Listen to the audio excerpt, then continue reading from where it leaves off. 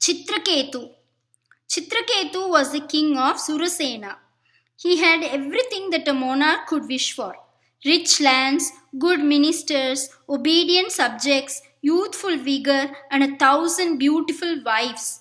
But he had no son, and this made him very unhappy. One day, the sage Angiras visited his royal court and found the king sad and thoughtful. King, he said, there is something which is worrying you beyond measure. This can only be due to some unfulfilled desire. You know everything in my heart, O revered sage. I have all that a man could possibly wish for to make him happy, but I have not got the fondest desire of my heart granted yet. I have no son. Angiras then blessed him and his chief queen and said, this too you shall have, O king, but your king will not only bring you much happiness, but much sorrow also. In course of time, a son was born to the chief queen. There was great rejoicing throughout the country. The king, like a generous, rain-bearing cloud, showered rich gifts on his courtiers and citizens. The happiness of the king and queen knew no bounds. They doted upon the little baby, who was the very joy of their lives. Now the other queens grew jealous. So one day they poisoned the baby prince. When the nurse went to fetch him, she saw his eyes turned upward in death. It was terrible to see the deep sorrow of the king and the queen. Their grief was inconsolable. The king would beat his chest and lament loudly his loss.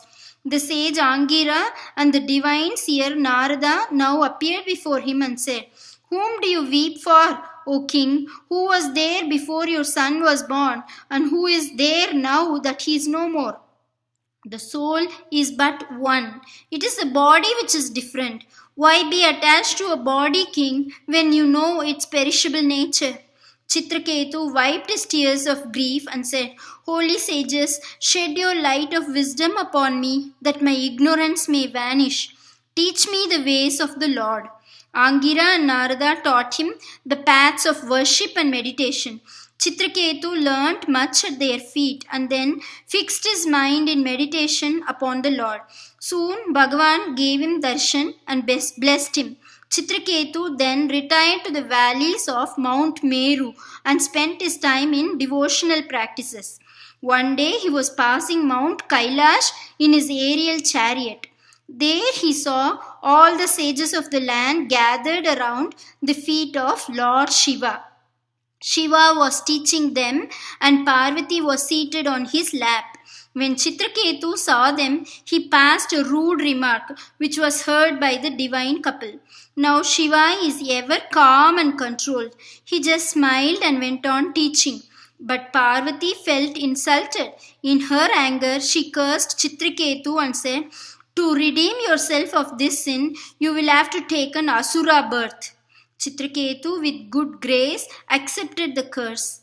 So when Tvastadeva demanded that a demon should arise from the sacrificial fire to kill Indra, Chitraketu sprang up as Vritra, the fiercest of them all. He had always been a devotee of Hari Bhakta. So even in his demon body, which he had acquired to fulfill the curse, he retained instinctively an unceasing devotion for the Lord. When he died, therefore, where else should he have gone but to Narayana?